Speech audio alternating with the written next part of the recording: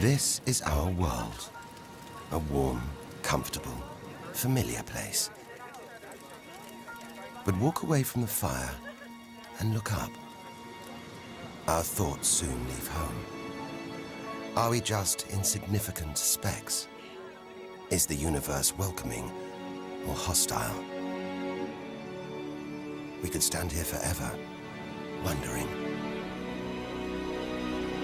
Or we could turn our back on this beach, leave home,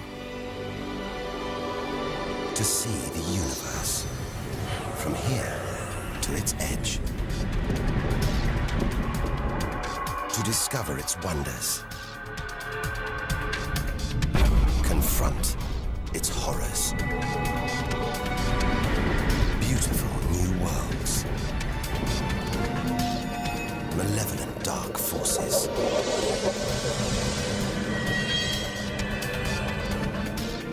The beginning of time, the end of the world. Would we have the courage to see it through? Or would we run for home? There's only one way to find out.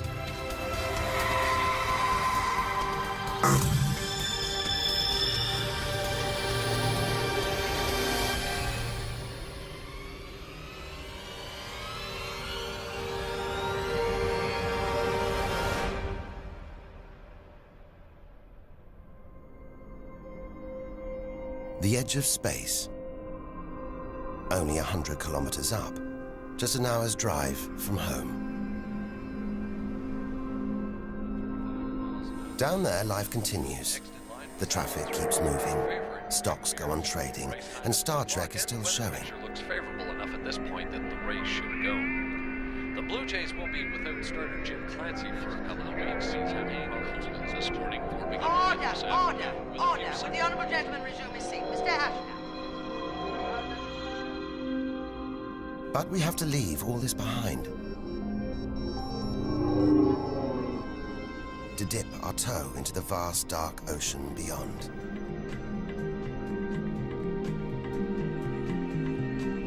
Into the shallows. Not too far from home. Onto the moon.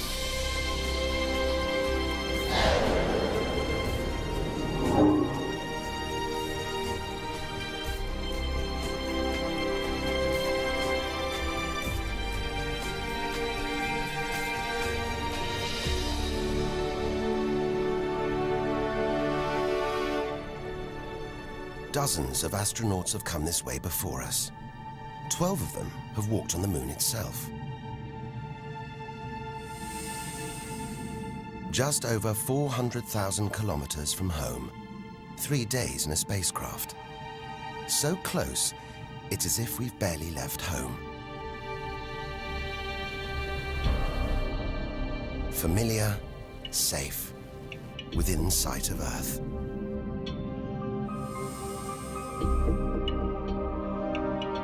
It looks like a deserted battlefield, bombarded by millions of meteoroids and asteroids. But it's quieter now. It's obvious there have been no major collisions for millions of years.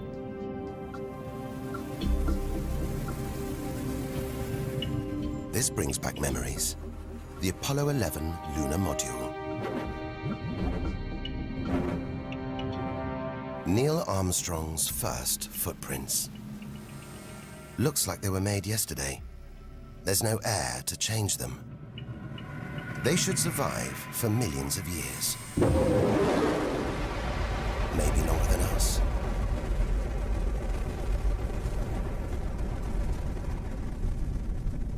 Our time is limited. We need to take our own giant leap. Further than any human has ever traveled.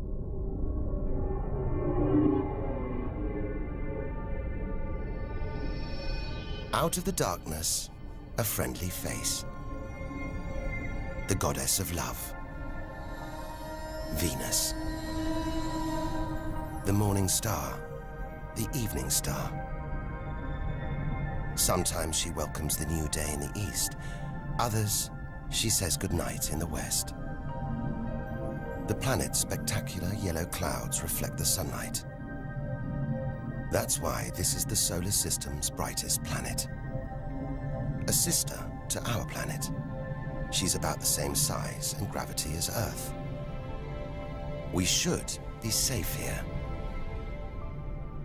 But the Venus Express space probe is telling us these dazzling clouds are made of deadly sulfuric acid, that the planet's atmosphere is choked with carbon dioxide. It's ringing alarm bells.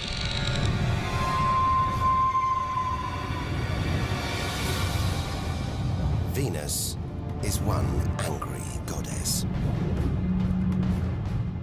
The air is noxious, the pressure unbearable, and it's hot, approaching 500 degrees Celsius. Stay too long, and we'd be corroded, suffocated, crushed, and baked.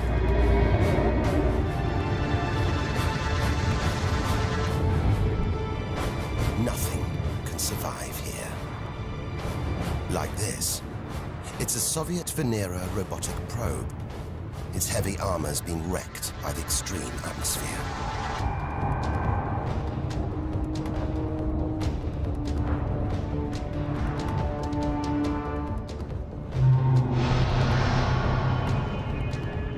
So lovely from Earth, up close, this goddess is hideous.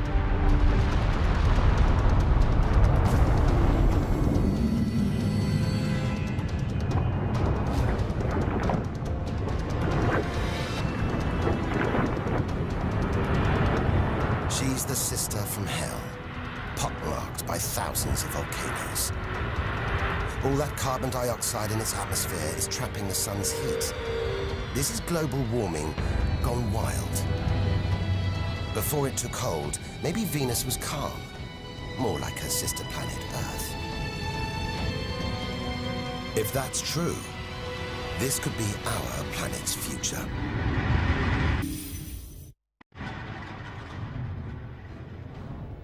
Beginning to think we shouldn't be out here, that we should turn back. But there's something hypnotic about the sun. Like Medusa, too terrible to look at, too powerful to resist, luring us onwards. On, like a moth to a flame. Dwarfed by, scorched by the sun, it's Mercury. Get too close to the sun, this is what happens. Temperatures swing wildly here. At night, it's minus 170 degrees. Come midday, it's 400 plus. Burnt, frozen, and look at those scars. A sign that Mercury had a violent past. The Messenger space probe is telling us something strange. For its size, this little planet has a powerful gravitational pull. It must be heavier than it looks. It's like a huge ball of iron, covered with a thin veneer of rock, the core of what was once a much larger planet. Maybe a stray planet slammed into Mercury, blasting away its outer layers in a deadly game of cosmic pinball. Whole planets on the loose, destroying anything in their path, even entire planets. And we're in the middle of it. Vulnerable, exposed, small. Everything is telling us to turn back. But who could defy this? The sun, in all its mesmerizing splendor. Our light, our lives. Everything we do is controlled by the sun, depends on it. And more than that, it's the Greek god Helios driving his chariot across the sky. The Egyptian god Ra, reborn every day. The summer solstice sun rising at Stonehenge. For millions of years, this was as close as it got to staring into the face of God. 150 million kilometers from home, a 20-year journey by plane. Switch it off, and it's so far away, we wouldn't know about it for a whole 8 minutes. It's so big, you could fit 1 million Earths inside it. So heavy, its gravity controls the entire solar system.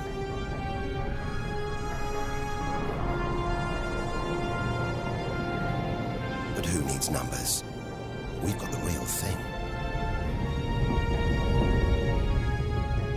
We see it every day, a familiar face in our sky. Up close, it's unrecognizable. A turbulent sea of incandescent gas. The thermometer rises to over 5,000 degrees. Down in the core, it's got to be tens of millions of degrees.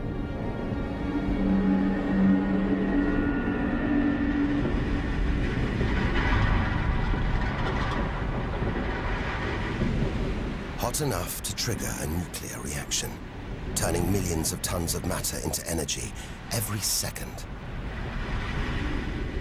More than all the energy ever made by mankind.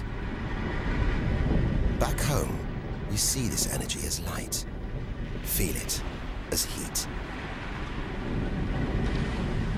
But up close, there's nothing comforting about the sun. It's so full of electrical and magnetic activity, it's bursting out in these huge incandescent gas loops called prominences. Each one releasing more energy than 10 million volcanoes. You could get the Earth through one of these loops and still have tens of thousands of kilometers to spare.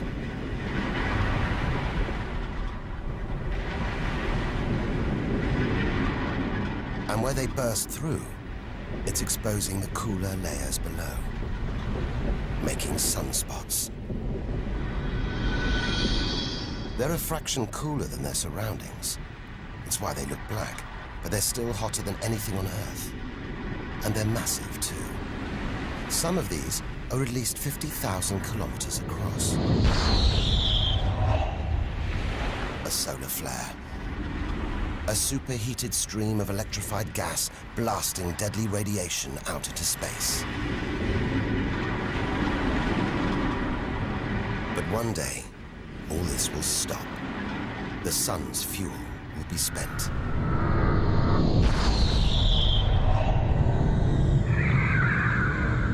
When it dies, that'll be it for the Earth as well. This God creates life and destroys it, demands we keep our distance.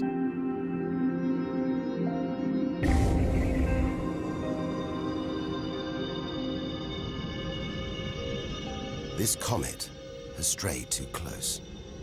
It's being boiled away by the sun's heat, creating a tail that stretches for millions of kilometers.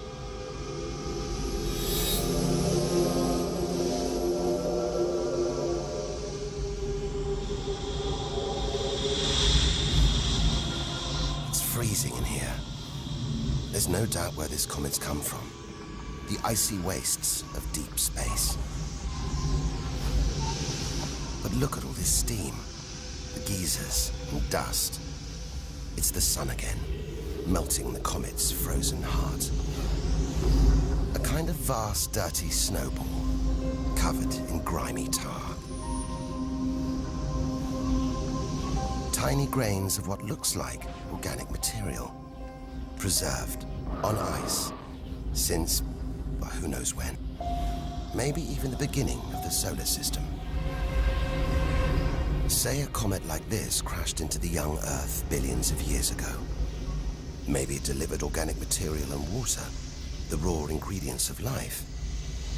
It may have even sown the seeds of life on Earth that evolved into you and me.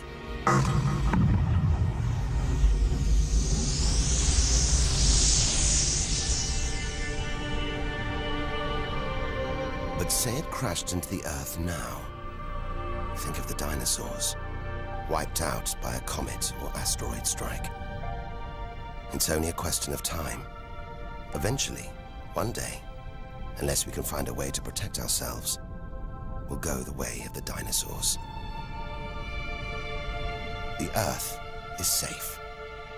For now. But if life on Earth was obliterated, we'd be stuck out here, homeless, adrift in a hostile universe. We'd need to find another home. Among the millions, billions of planets, there must be one that's not too hot, not too cold, with air, sunlight, water, where, like Goldilocks, we could comfortably live.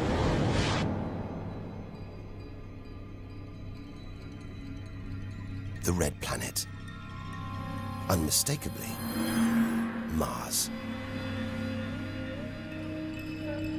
For centuries, we've looked to Mars for company, for signs of life.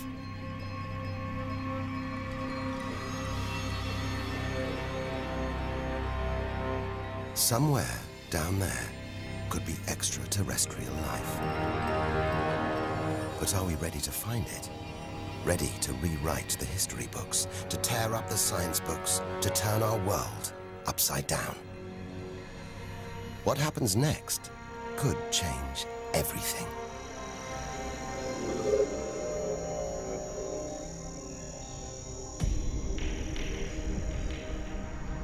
More than any other planet, Mars captures our imagination. Think of sci-fi films, comics. What follows? Martians. It's all just fiction, right? But what if there really is something here?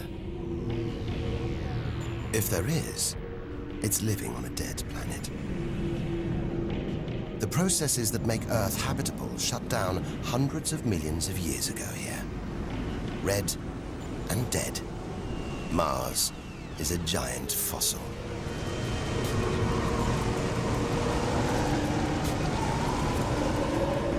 Something's alive.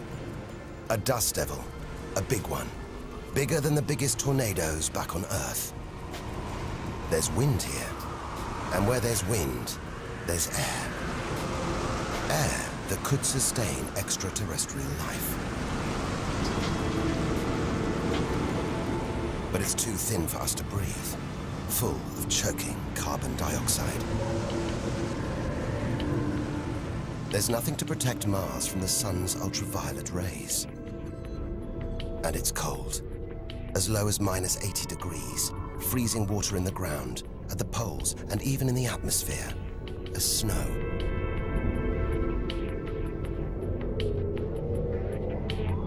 It's hard to believe anything could live here. But on Earth, there are creatures that survive in extreme cold, heat, and even in the deepest ocean trenches. It's as though life is a virus. It adapts, spreads. Maybe we're carrying the virus of life across the universe right now. Even in the most extreme conditions, life usually finds a way. But on a dead planet, with no geological activity to replenish the minerals and nutrients in its soil, no heat to melt its frozen water, and all this dust, it's hard to see where we're going.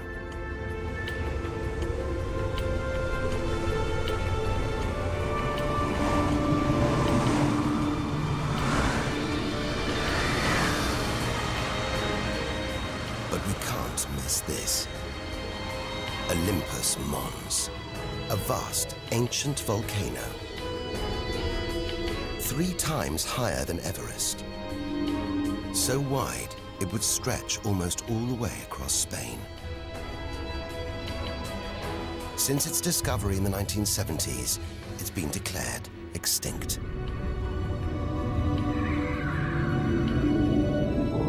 It looks like there's something happening on its slopes. It's as though lava has been flowing. But any lava flows should be long dead, obliterated by meteorite impacts. Unless this monster isn't dead after all. If it's not, there could be molten magma beneath the crust right now. This changes everything. Volcanic activity could be melting frozen water in the soil. recycling minerals and nutrients, creating conditions for life to exist.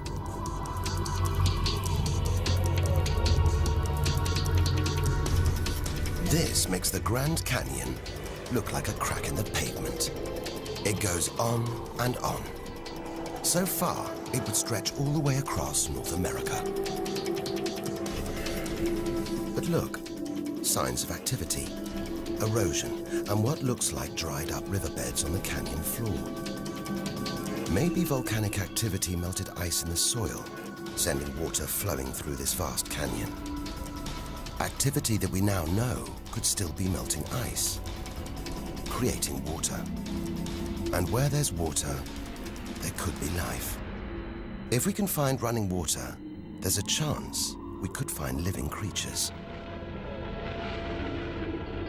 Trundling across this desolate landscape, the NASA rover Opportunity.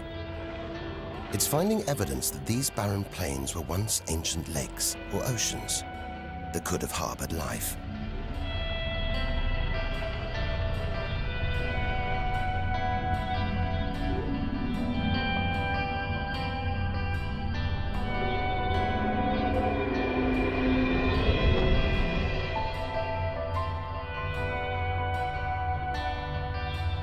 Look at these gullies.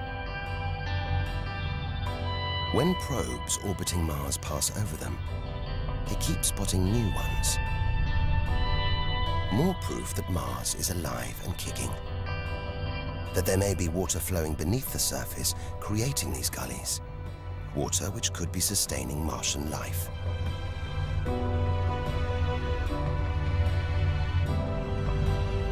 Now all we have to do is find it.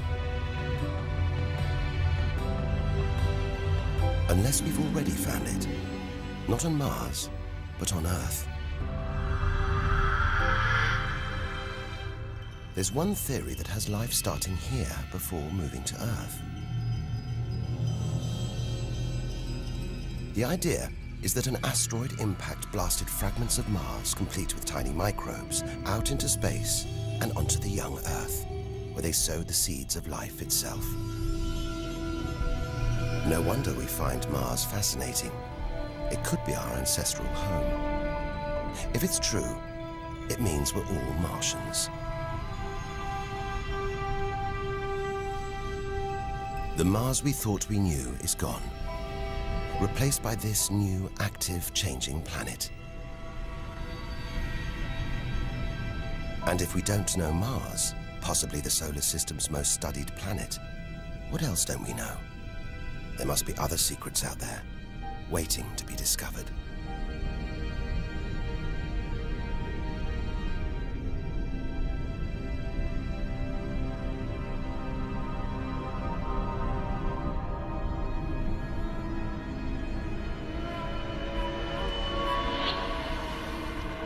This is getting scary. It's like being inside a giant computer game.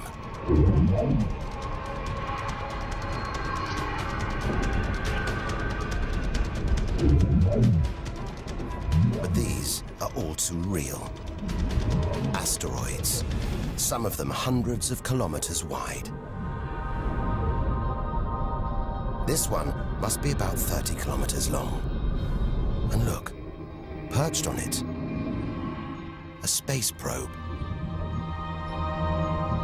Can't have been easy parking on an asteroid traveling at 80,000 kilometers an hour. It's a lot of effort to investigate some rubble. Rubble that regularly collides, breaking up and raining down on Earth as meteorites. Magical tokens, supernatural omens, and more than that. Turns out it was rubble like this that came together to make the planets, including our own.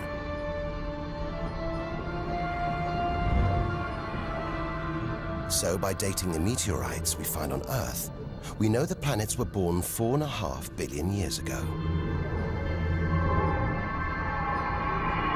These are the birth certificates of our solar system, of our planet. But for some reason, these rocks didn't form into a planet.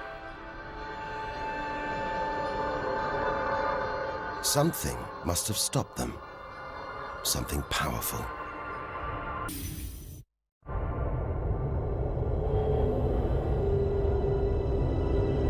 Jupiter. What a monster. At least 1,000 times bigger than Earth. So vast, you could fit all the other planets inside it. Something this big is going to have a major effect on its neighbors. Its gravity is stopping the asteroids from forming a planet. And just look at it. It's stunning. But up close, maybe things aren't quite what they seem. This huge planet is almost all gas. Land here, and we'd sink through its layers, maybe never hitting a solid surface. And Jupiter's good looks, the product of extreme violence. It's spinning at a huge rate, whipping up winds to hundreds of kilometers an hour, contorting the clouds into stripes, eddies, whirlpools. And this, the legendary Great Red Spot. The biggest, most violent storm in the solar system. At least 3 times the size of Earth. It's been raging for over 300 years. All those churning clouds have sparked an electrical storm. Just one bolt is 10,000 times more intense than any at home.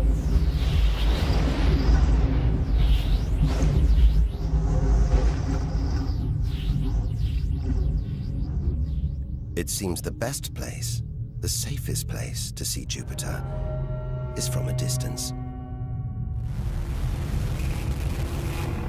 That's just beautiful, dancing round the poles like the aurora back home.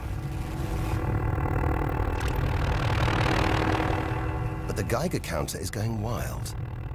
It seems even these are deadly, generated by lethal radiation pulled from space by Jupiter's powerful magnetic field. We're beginning to realize out here, nothing is what it seems. The universe is full of contradictions, deceptions, traps. Right now, we need a safe haven, somewhere to find our feet, catch our breath. Maybe this, the multicolored moon Io, is it?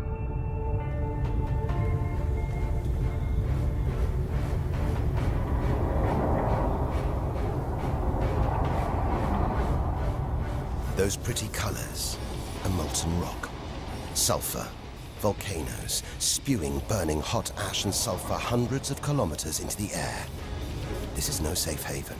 This is the most volatile place we've seen since the sun. Our magical journey to the edge of the universe is turning into a desperate flight.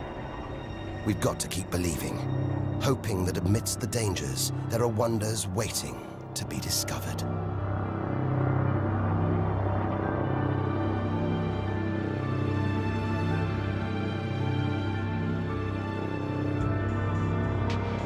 $650 million kilometers from home. What a weird-looking place. And yet it looks strangely familiar.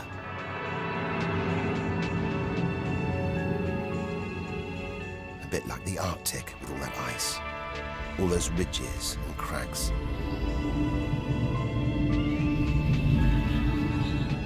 This is Europa, and maybe, like the Arctic, this ice is floating on water, liquid water.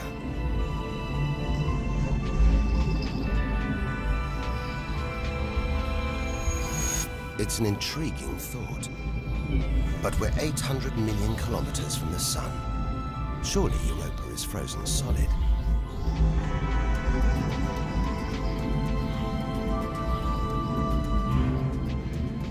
Unless Jupiter's gravity is creating friction deep inside, stopping Europa from freezing solid, allowing life to develop in the waters beneath its frozen crust.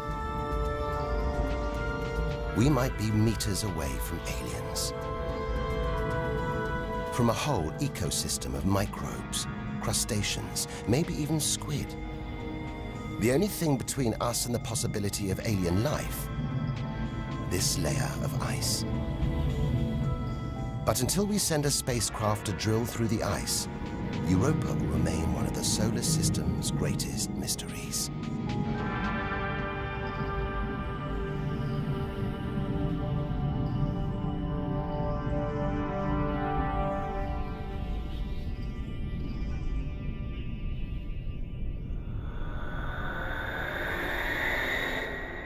It's captivated our imaginations, haunted our dreams.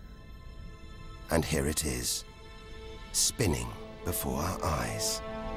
Saturn, the jewel in the solar system's crown.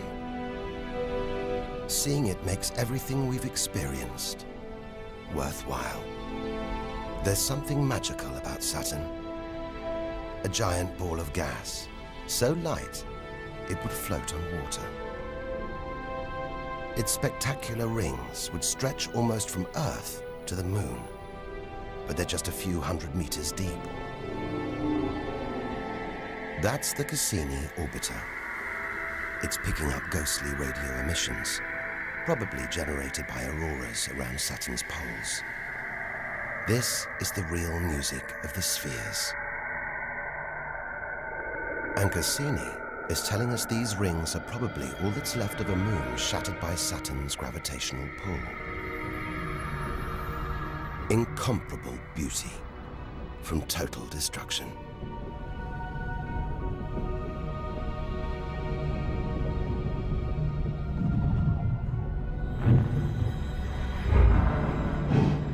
Billions of shards of ice, some as small as ice cubes, others the size of houses.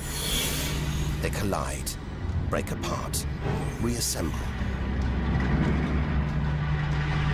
It's like a snapshot of our early solar system, as dust and gas orbited the newly born sun, and gravity worked its magic, pulling the lumps together until from debris like this, our home emerged.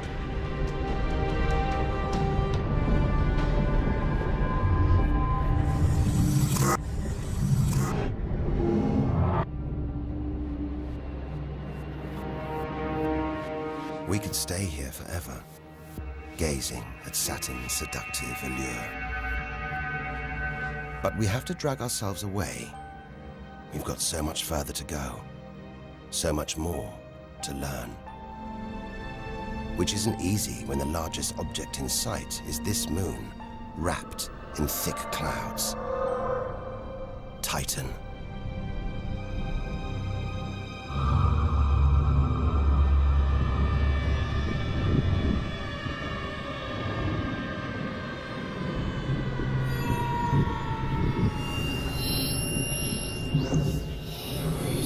It seems like there's an atmosphere down here. There's wind, rain, even seasons. And look at these rivers, lakes and oceans. It's the most similar place to Earth we've seen so far. Maybe it was worth tearing ourselves away from Saturn after all. Except that's not water. That's liquid natural gas. There must be hundreds of times more natural gas here than all the Earth's oil and gas reserves. If we could get it home, it could power our cities, fuel our cars for thousands of years. Or maybe, one day, we could use it here to fuel a colony. Assuming there isn't life on Titan already. The Huygens space probe, dropped onto Titan's surface from Cassini, is here to find out. It's telling us there are organic materials in the soil, but it's so cold, minus 180 degrees. There's no way these could come together to form life. Unless Titan warms up. The sun is predicted to get hotter. When it does, maybe life will spring up here, just like it did on Earth billions of years ago. As the Earth gets too hot for us, maybe we'll move to Titan. One day we might call this distant place home.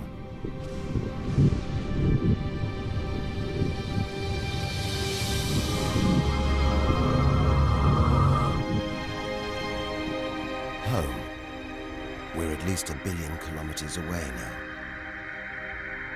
Beyond this point, we lose visual contact with the Earth. We're standing on a cliff, looking out into the solar system's mysterious outer reaches. If we want to understand the universe, to reach its edge, we have to jump.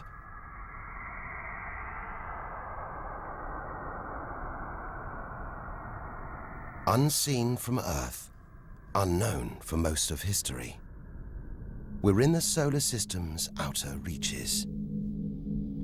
It's like diving down into the deep ocean.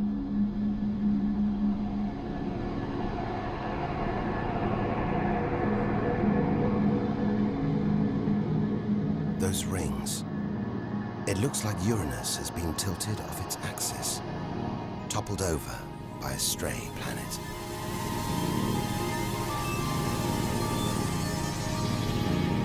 It's eerie out here.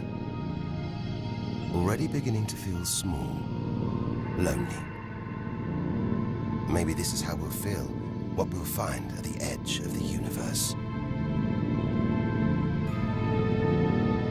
But we've barely left the shore. Shrink the Earth down to the size of a pea. We've traveled less than 2 kilometers. But to reach the edge of the solar system, we've got to travel another 20,000 kilometers. Out of the deep, another strange beast.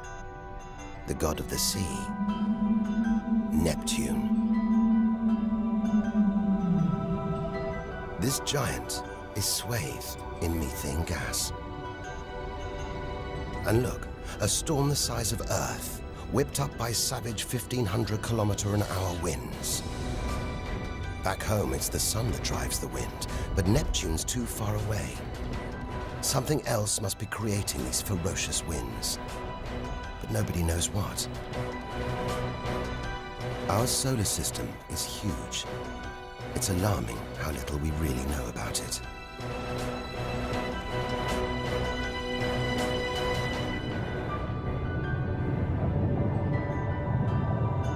Plunging deeper, something to cling to. After all those balls of gas, a solid moon. Triton. Solid, but not stable. Just look at these geysers, cosmic chimneys pumping out strange soot. And this moon is going round Neptune in the opposite direction to the planet's spin. A cosmic battle of wills that this angry moon is always going to lose. Neptune's massive gravity is pulling on Triton, slowing it down, reeling it in.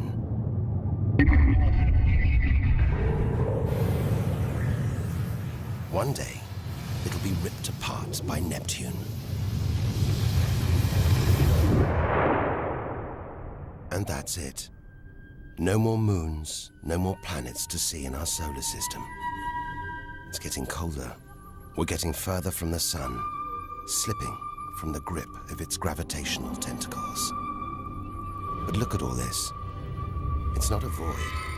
It's teeming with frozen rocks, icy spheres, like Pluto. Until recently, it seemed Pluto was alone. Beyond it, nothing. We were wrong. More frozen worlds. Discoveries so new, nobody can agree what to call them. Plutinos, ice dwarfs, cubanos. Whatever the name, the implications are the same.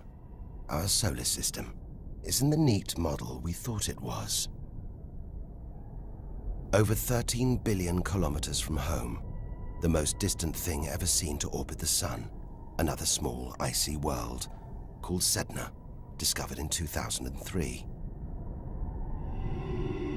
Its orbit takes 10,000 years and sends it 130 billion kilometers from the Sun. Hang on, there's something else out here. 16 billion kilometers from home, the space probe Voyager 1. If it wasn't for this bundle of aluminium and antennae, we'd have no images of the giant planets, no clue about their strange moons. It's traveling 20 times faster than a bullet, sending messages home.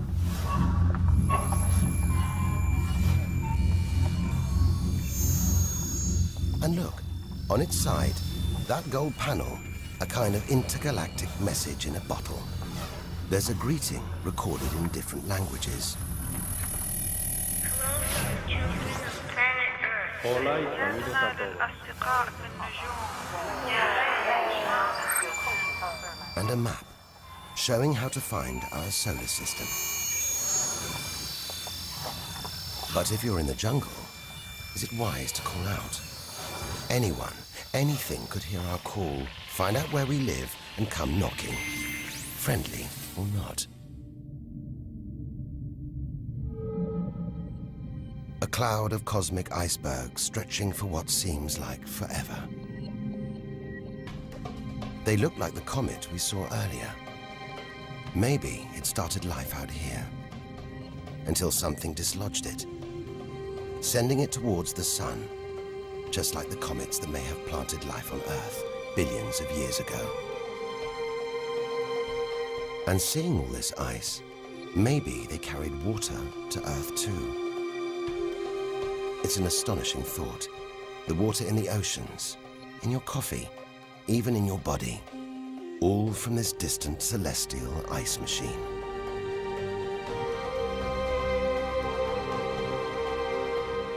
We're 8 million, that's 8 trillion kilometers from home. But in reality, this is only a baby step. Ahead, trillions of kilometers, billions of stars. This is it. Time to stop looking in and start looking out. To step out into the big, wide universe. Into interstellar space.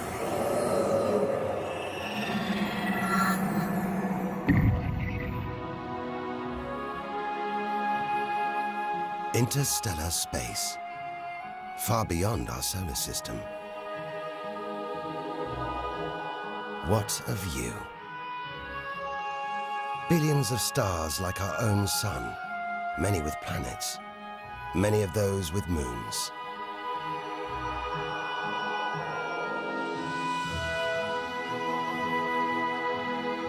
It's hard to know which way to go. There are infinite possibilities in every direction. Whichever way, we're going to need a serious burst of acceleration.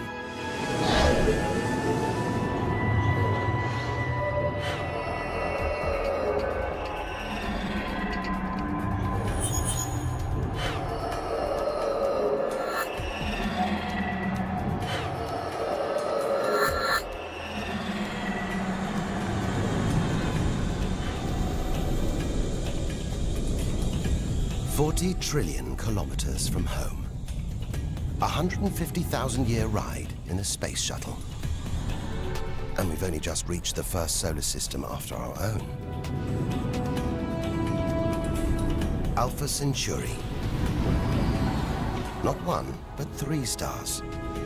They're spinning around each other, locked in a celestial standoff. Each star's gravity attracting the other, their insane orbital speed keeping them apart.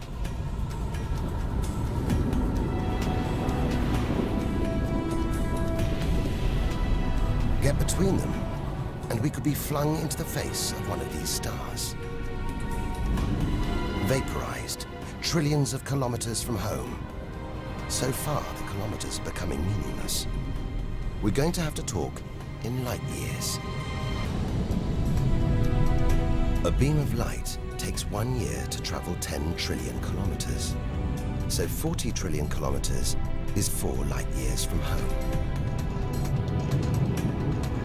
It's crazy. Distances so vast, they're almost beyond comprehension.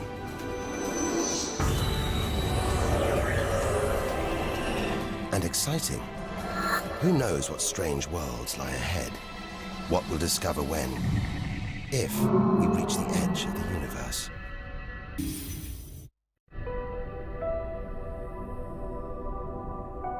"10 light years from Earth, the star Epsilon Eridani. What spectacular rings of dust and ice, and somewhere in there, planets forming out of the debris, being born before our eyes.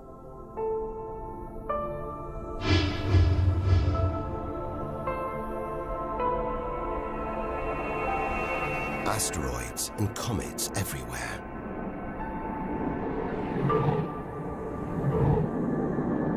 We could almost be looking at our own solar system billions of years ago, with comets delivering organic molecules, water to these young planets, kick-starting life just as they may have done on Earth.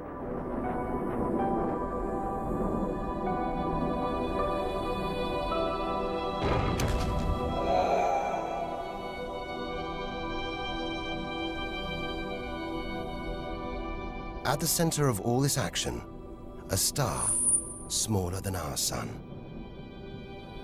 It's still in its infancy. Any life in this solar system would be primitive at best.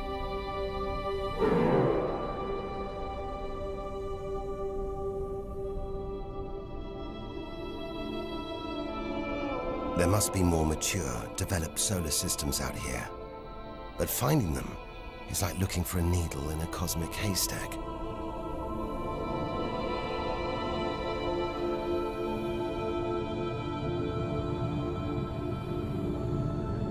"20 light years from Earth. Star Gliese 581.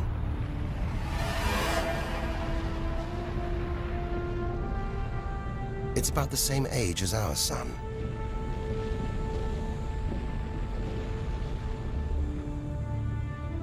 And orbiting it, this planet. It's just the right distance from its sun. Any closer and water would boil away. Any further and it would freeze. Ideal conditions for life to have evolved.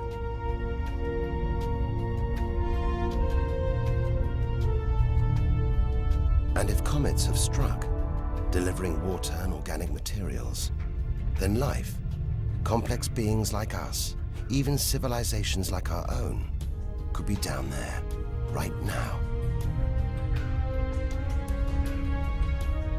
And if there are, even at this distance, they could be tuning into our TV signals, watching shows from 20 years ago.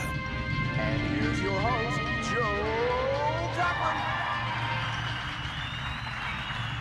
But until future generations can find a way of communicating over these vast distances, all we can do is speculate. Us and them, living parallel lives, unaware of each other's existence.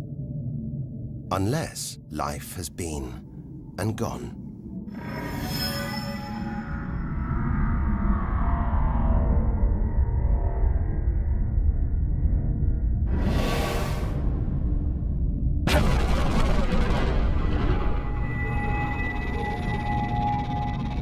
That's the problem with comets. They're creators and destroyers. As the dinosaurs found out the hard way 65 million years ago.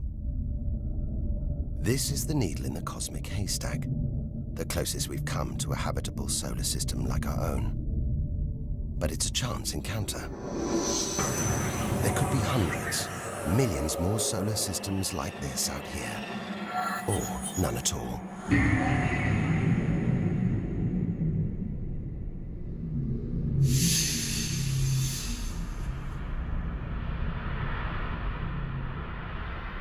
This is vast. And look, it's the planet Bellerophon.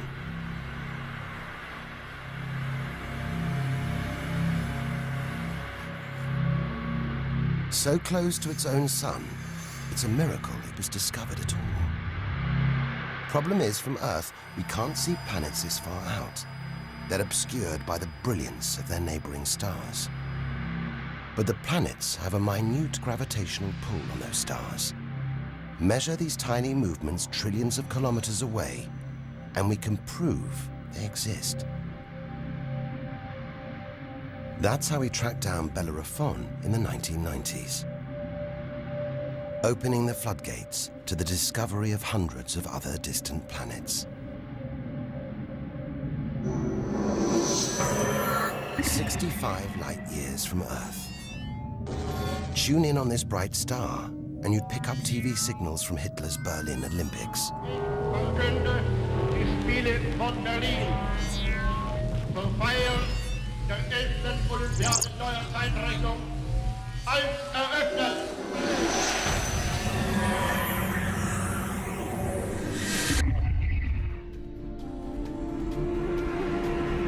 Twin stars. It's Algol, the demon star, feared since ancient times on account of its sinister behavior. From Earth, it appears to blink as one star passes in front of the other. Up close, it's even stranger. One star has expanded into the gravitational pull of the other. It's being sucked towards it. Almost 100 light years from home. Listen. One of the first ever radio broadcasts. Just a faint whisper. We'd appreciate it if anyone hearing this broadcast would communicate with us. We are very anxious to know how far the broadcast is reaching. And then silence. From here on out, it's as if Earth never existed. Any aliens living beyond here will have no idea we're there. It feels like a lifetime ago we stood on that beach, looking up at the sky, wondering where and how we fitted in. It's time to appreciate the wonders we're seeing, not just for what they tell us about our own world. It's what they can tell us about the whole universe, its past and its future.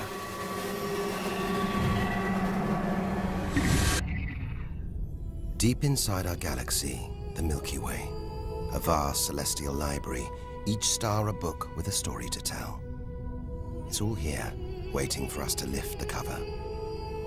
The seven sisters, daughters of the ancient Greek god Atlas, transformed into stars to comfort their father as he held the heavens on his shoulders.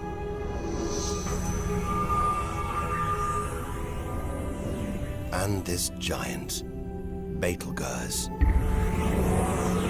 the brightest, biggest star we've seen so far. It's got to be at least 600 times wider than our own sun.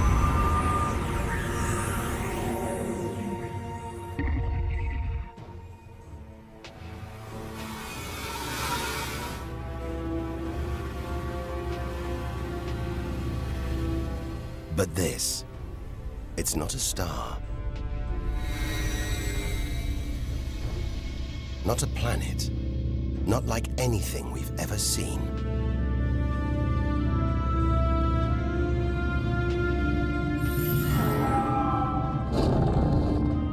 A ghostly spectre, more than 1,300 light years from Earth. Orion's dark cloud. Dust and gas, so dense it's shrouding us, shutting us off from the universe outside. There, deep inside, a ball of light, pulling the dust and gas towards it, heating up, merging into a ball of burning, hot gas. Like a star, like our sun, in miniature. It's millions of degrees inside it. So hot, it's beginning to trigger nuclear reactions, the kind that keep our sun shining. Making energy, radiation, light. A star is being born.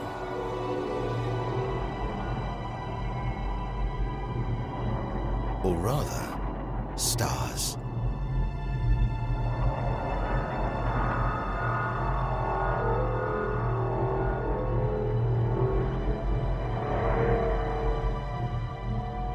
evening's dark cloud is a vast star factory.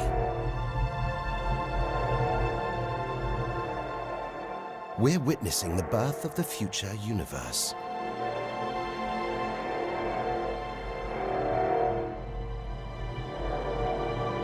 We've come to expect hostile horrors, but we're discovering one of the universe's greatest creative wonders: star birth.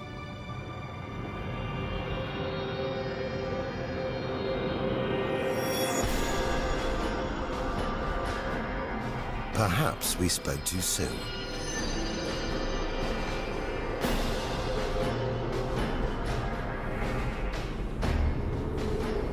Jets of gas, exploding outwards at 200,000 kilometers an hour, blasting dust and gas out for millions of kilometers.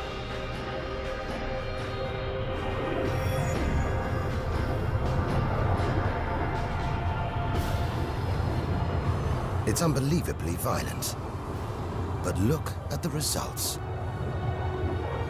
It's beyond words. Nebula, vast glowing clouds of gas hanging in space. With no wind out here, they'll take thousands of years to disperse. They seem to be forming a vast stellar sculpture. It makes you realize nature is more than a scientist, an engineer. It's an artist on the grandest of scales. We've seen some strange sights, but this is a masterpiece.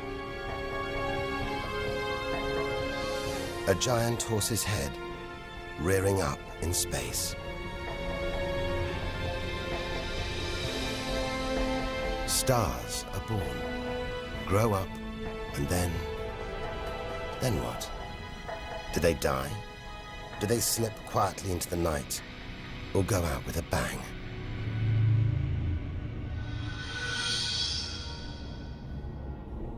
Somewhere between here and the edge of the universe lies the answer. Nearly 4,000 light-years further, luminous clouds suspended in space, encircling what was once a star like our own sun. All that's left of it are these brightly colored gases. Elements formed by nuclear fusion deep inside the star, released into space on its death. Green and violet, hydrogen and helium, the raw materials of the universe. Red and blue, nitrogen and oxygen, the building blocks of life on Earth. For us to live, stars like this had to die.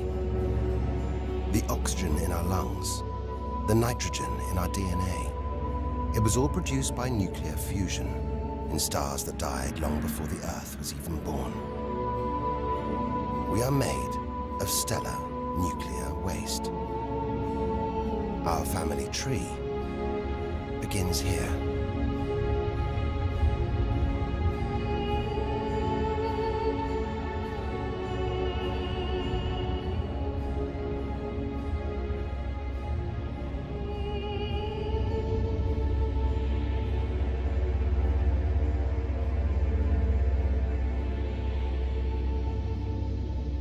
At its heart, the ghost of a star. It's a white dwarf. White, hot, small, but unbelievably dense.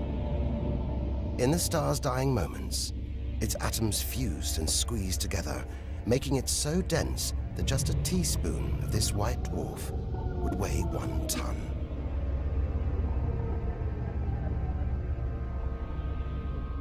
It's a chilling premonition of our sun's fate. 6 billion years from now, it'll become a white dwarf. Its death will herald the end of life on Earth. It makes you wonder how many other worlds have been and gone. Stories left untold. Celestial books lost forever.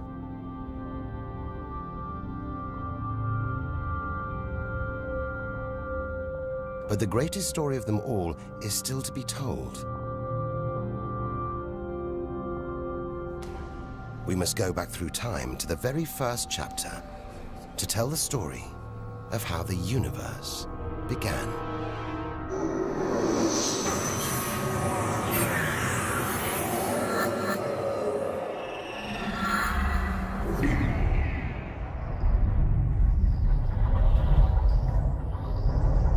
The scattered remains of a dead star. A nebula, the Crab Nebula. We're 6,000 light years from home, deep inside a stellar graveyard. We've learned so much, seen things we'd never have believed possible. Now, sights like this, wonders once beyond imagination, we take in our stride. We're ready. Ready to face whatever lies ahead. Determined to reach the edge of the universe. It looks dead, but maybe this is just the calm after the storm. After a massive explosion.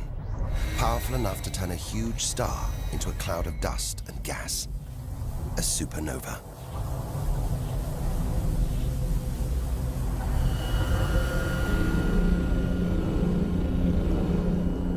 The eye of the storm, a spinning, pulsating star, a pulsar.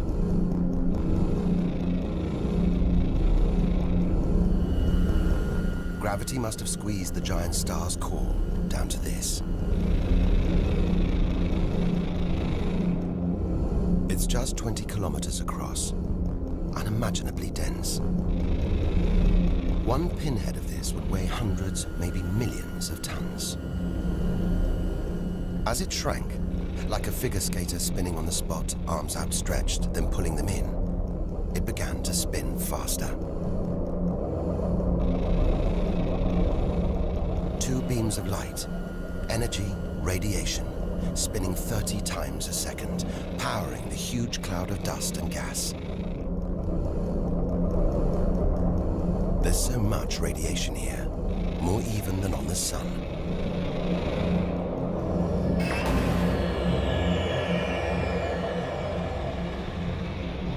That was easily the deadliest thing we've encountered so far.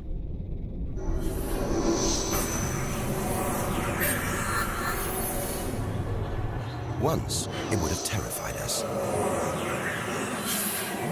But now we realize that without the dangers, there'd be no wonders. Without the nightmares, there'd be no dreams.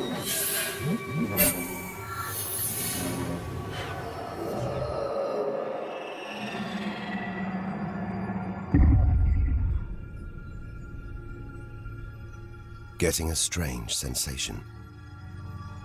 A feeling, as though there's something bad out here.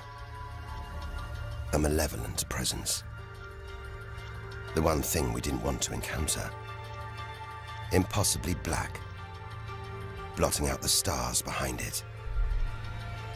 We are staring into the face of extinction. The remains of a giant star. A black hole. Instead of contracting to a white dwarf or a pulsar, it just kept on going. Shrinking until it got so small it's just a few kilometers across.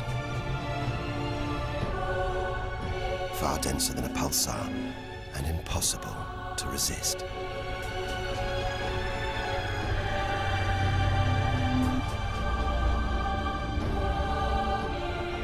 Stray too close, and there's no turning back.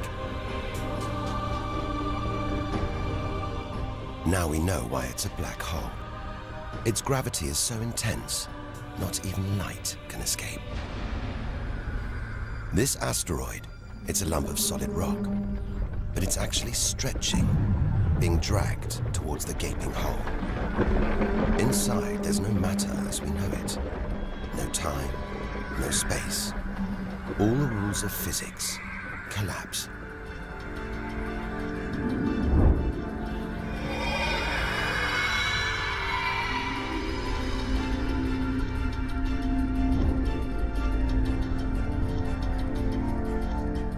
The asteroid is gone. Truth is, nobody really knows where. We're looking at the limit of human understanding. There could be millions of black holes creeping around our galaxy. More perhaps than all the stars in the sky. But we wouldn't see them until it was too late.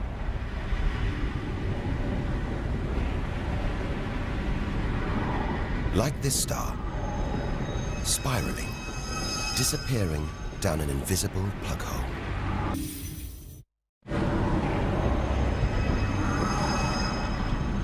Who's to say we don't live inside a vast black hole? That the whole universe isn't inside one right now, inside another universe. Think about it for too long, and your mind reels. Sometimes it feels like the more we see, the less we know. But we do know our galaxy is more complex and more dangerous than we ever imagined. And we're still in our own galaxy, the Milky Way. The vastness of the universe beyond still lies ahead. The wonders, the dangers, the secrets, they're out there. But first, we've got to find a way out of the Milky Way.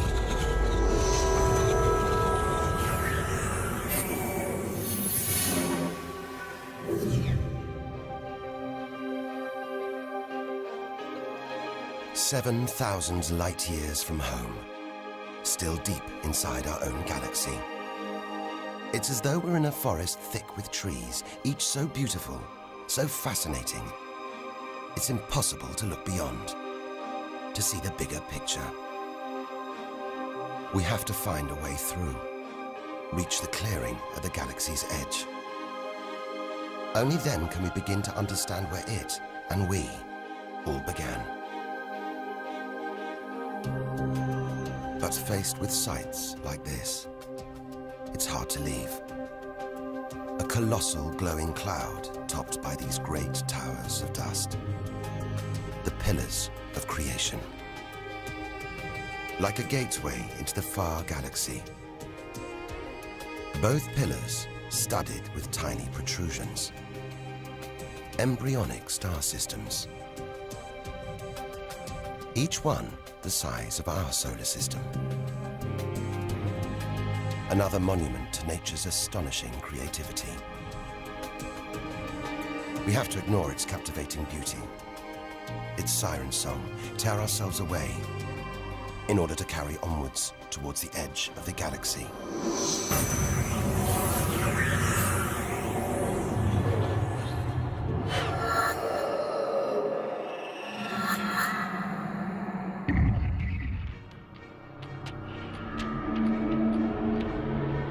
Dazzled by the Milky Way's beauty, we've been blinded to its terrors and strayed into a cosmic minefield. Like an explosion in slow motion, giant clouds of gas are bursting out of this star. A massive star, millions of times brighter than our sun. It's going into meltdown. The fuel that sustains it is running out. The nuclear reactions that power it winding down. We're watching its death throes. Eventually, the core will implode.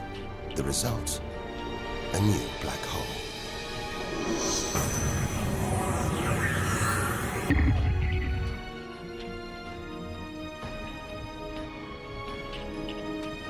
An even bigger, dangerously unstable star. But this one's about to explode. And when a star this big dies, it's 100 times more violent than a supernova. Somehow we've stumbled into the most violent star death imaginable. A hypernova.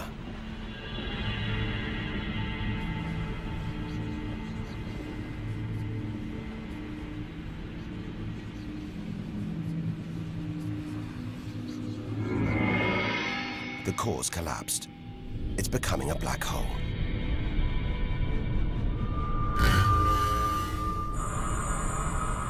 And that's the shockwave, surging through the star, ripping its outer layers into space.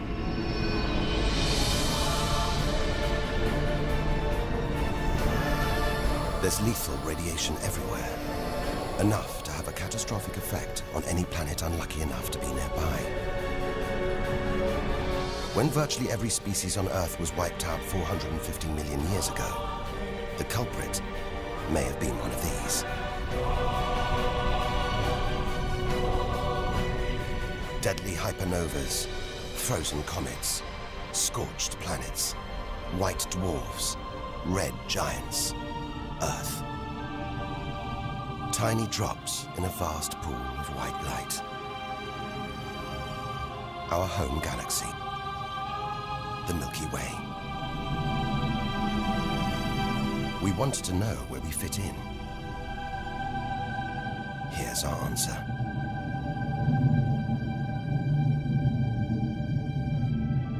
Civilizations, past and present. Everyone that's ever lived. The smallest bug, the highest mountain. All of it. Invisible. Not even a tiny speck.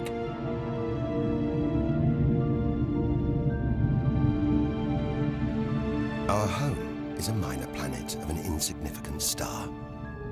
If it disappeared right now, who or what would even notice? And yet, so far we found nowhere else we would rather live. Nowhere we could live. It's only now, far from home, that we're beginning to truly appreciate it.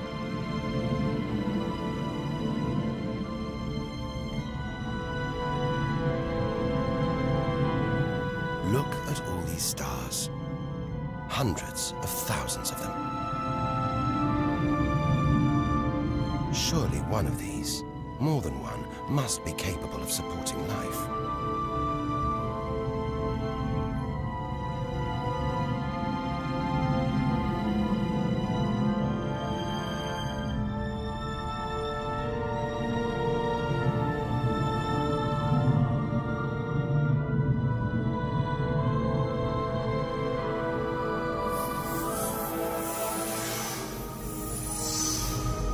Maybe here, in this swarm of stars, the Great Cluster. Back in the 1970s, astronomers sent a message in this direction, detailing the structure of our DNA and our solar system's location. But it's so far from home, the message won't arrive for at least another 25,000 years. We haven't found alien life yet. But neither have we found any reason to believe it isn't out here, somewhere. There's an equation, devised to estimate the number of other advanced civilizations. Crunch the numbers, and the result is shocking. There could be millions of civilizations, just in our own galaxy.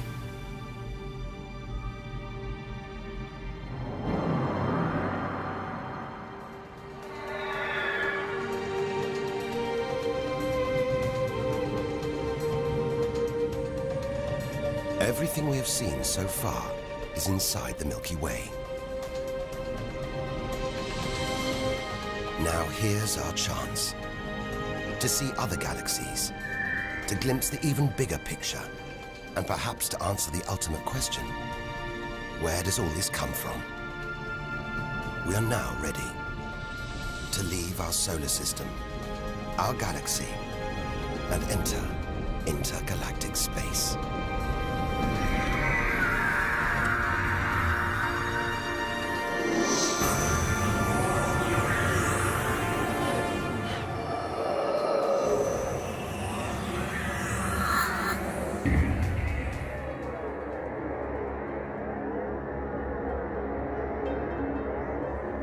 Beyond the Milky Way, through the vast expanse between galaxies, against all the odds, we've made it to intergalactic space.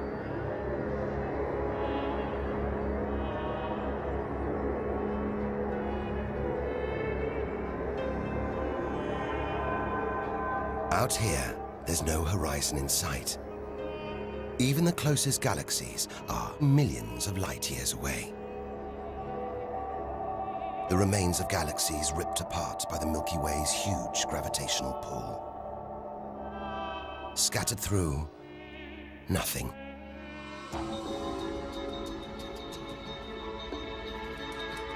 This is as close as the universe gets to a perfect vacuum.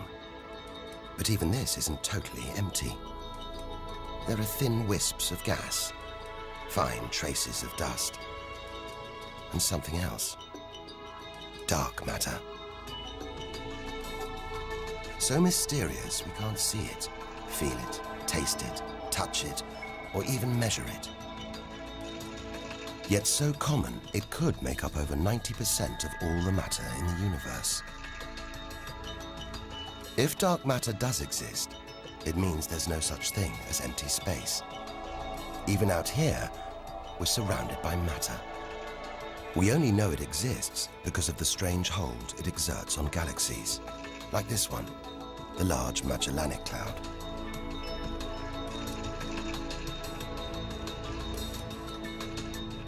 More than 6 billion years into today's fastest spacecraft, 160,000 light years from the Milky Way, at the edge of its gravitational reach.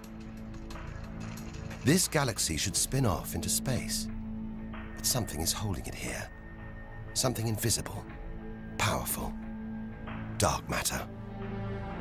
Stars, clusters of stars, nebulae. It's a vast astronomical treasure house.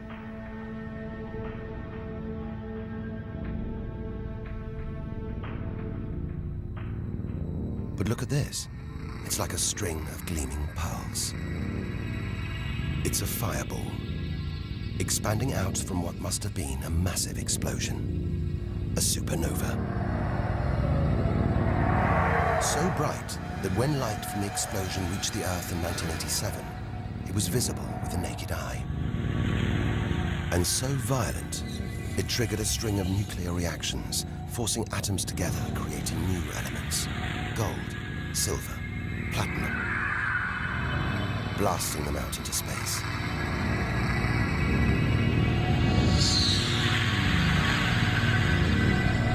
The gold in the ring on your finger was forged in a massive supernova like this, trillions of kilometers away, billions of years ago. Before we left home, the universe seems separate. Something out there, up in the sky. We were wrong. The story of the universe is the story of every one of us.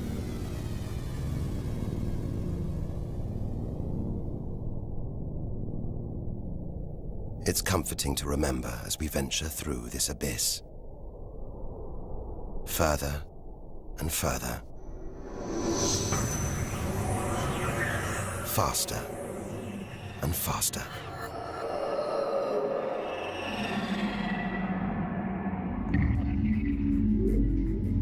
The Andromeda Galaxy, 2.5 million light years away.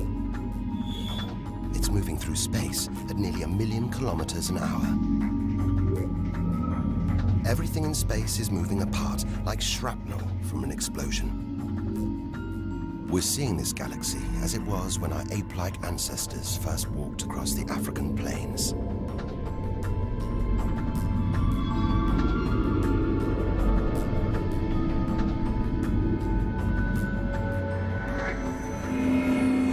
We go further through space and further back in time. This doesn't look right. A whole galaxy exploding. The only thing large enough to cause an explosion on this scale has to be another galaxy. It looks like the end of the world, but we've seen enough to know things are never that simple. This galaxy won't die. It'll be reborn. A new shape, perhaps even new stars. As dust and gas collide, creating friction, shockwaves, triggering the birth of stars.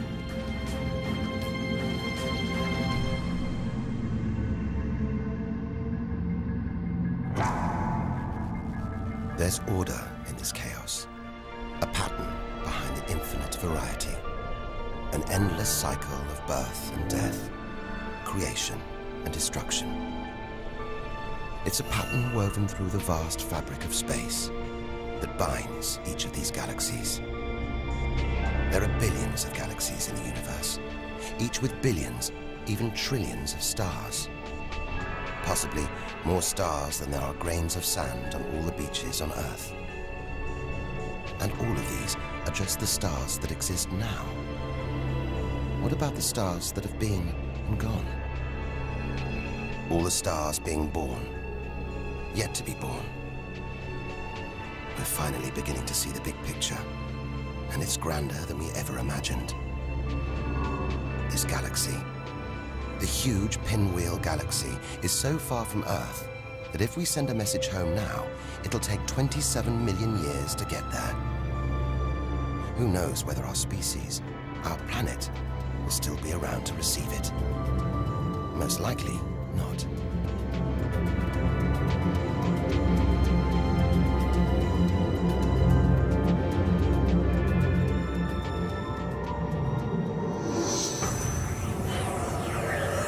We travel on, back through time. Past the point where the dinosaurs were wiped out. Past the moment where the first creatures clambered onto land.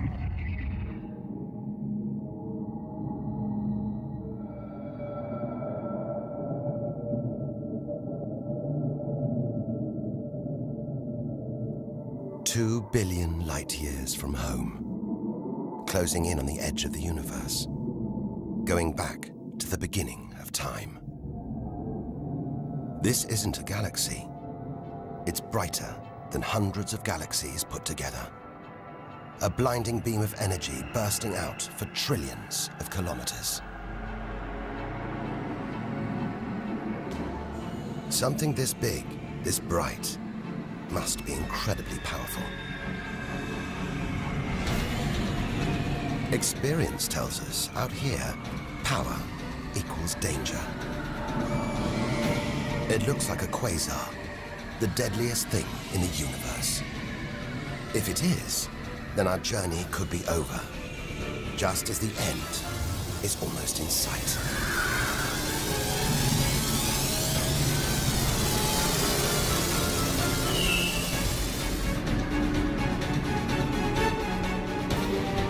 The deadliest, most powerful thing in the universe. A quasar. A swirling cauldron of super-hot gas, brighter than hundreds of galaxies.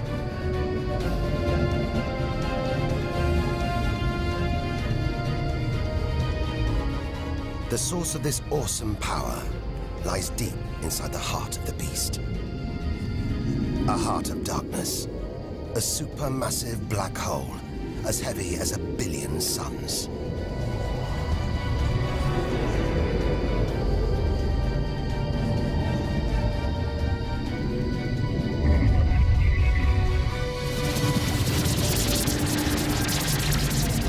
It's ripping apart whole stars, sucking their gases into the quasar, devouring them, until they're nothing, lost forever from the visible universe.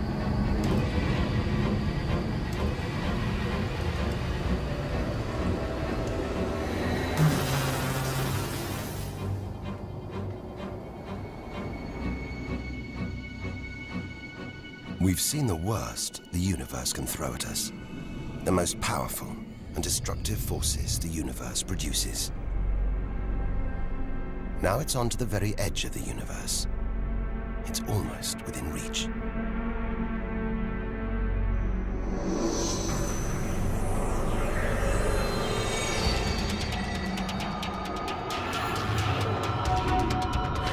We'll need to go further, go faster if we're to cross the final reaches of the known universe.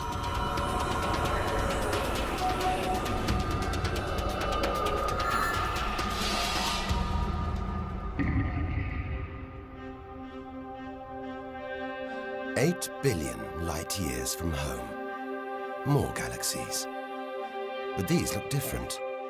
Ragged, small, close together. We're so far back in time, we're seeing these galaxies as they were before the Earth was even born. They're still young, still growing. We're getting closer to where and how it all began. 12 billion years ago.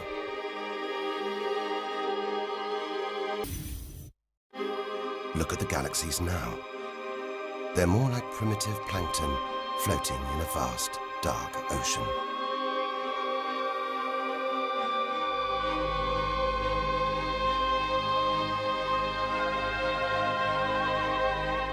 It's magical. Clouds of dust and gas, dancing, forming a shape, merging to make embryonic galaxies. This is how our own galaxy was born.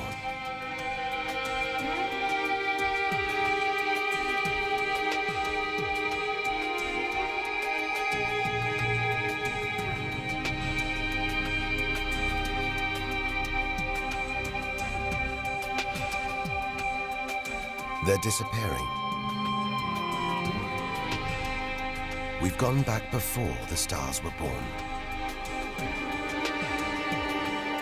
Into a cosmic dark age. And before that, light. The afterglow from a massive explosion. The explosion which created the known universe.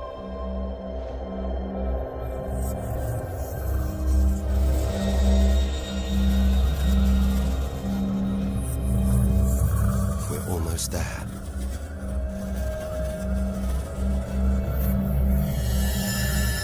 This is it. We've made it. The edge of the universe. 130 billion trillion kilometers from home. 13.5 billion years ago.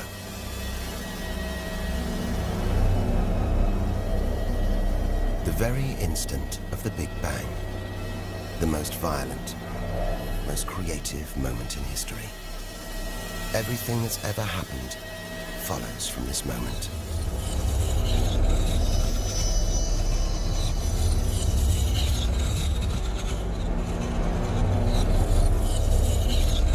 Every religion, every culture has pondered it. But we still don't know what sparked this act of creation, or why. This is where our journey ends, and the universe begins.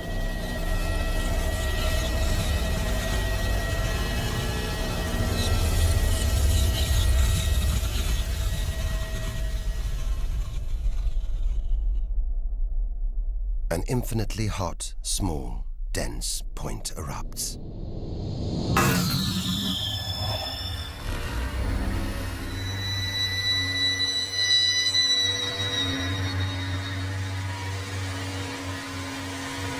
Creating space, time, matter, our universe itself. First, it's the size of a subatomic particle. The tiniest fraction of a second later, it's big enough to hold in the palm of your hand. Moments later, it's the size of the Earth.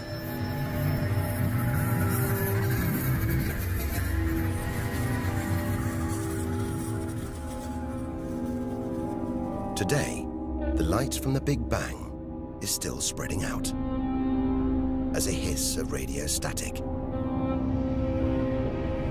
Your TV aerial picks it up. You can see it as static on an untuned TV.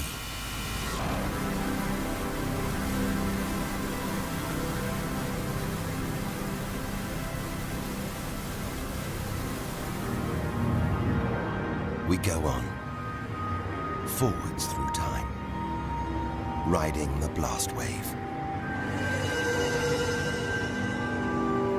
All the things we've seen on our journey are sparks flying out from the Big Bang. Galaxies, stars, planets, all just debris.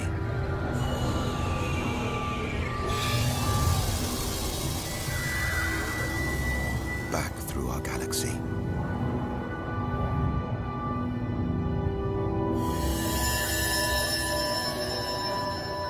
Our solar system. Until we reach another cooling cinder, swirling in the afterglow of the Big Bang. The Earth.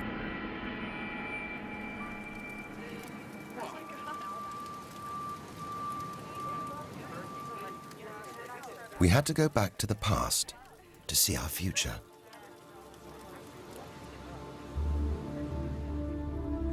Three billion years from now, the vast Andromeda galaxy smashes into our own. A new galaxy is born. The sun and planets survive, but they've been thrown into a huge looping orbit around the new galaxy.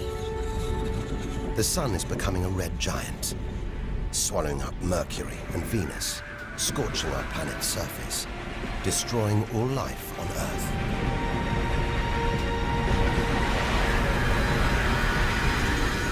The sun dies, shrinking to a white dwarf. Neighboring stars are dying too, being replaced by white dwarfs, pulsars, black holes. The lights are going down on the galaxy.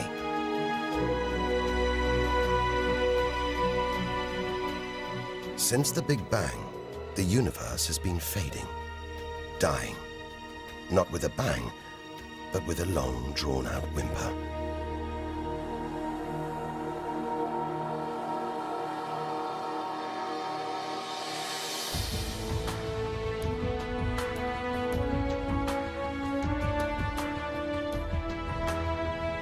But there could be a way out, an escape route from our dying universe.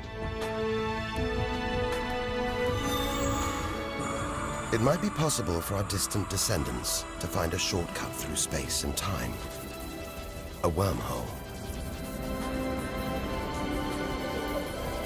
If there are other universes, it could take our descendants from our doomed universe into a parallel one, where they could find another Earth, still in the prime of life. If they're lucky enough, they will live on in a new universe. A new home.